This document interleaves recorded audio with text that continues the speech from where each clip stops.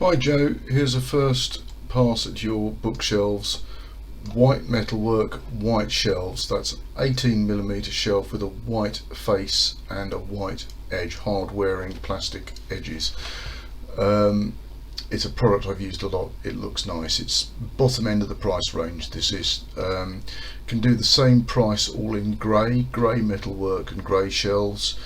The metalwork is also available in black. I can probably find a black board, but that will probably cost a bit more. We've got no shelves in this bay here because you've got this door opening onto this area, and in the front room we've got bookshelves in both bays. I'm also going to be sending you a 2D drawing with some basic dimensions.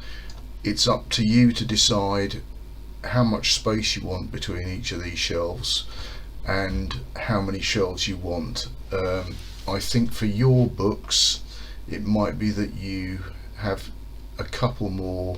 That's 350. I think you might need more, about 350 high, but only you can tell me that. So have a look at your books, let me know what's going to work. Where's your TV? Is it here or here? We can make a space for the TV. We can make a shelf for the TV to stand on if you need it. So as I say, this is going to be the bottom end of the price range.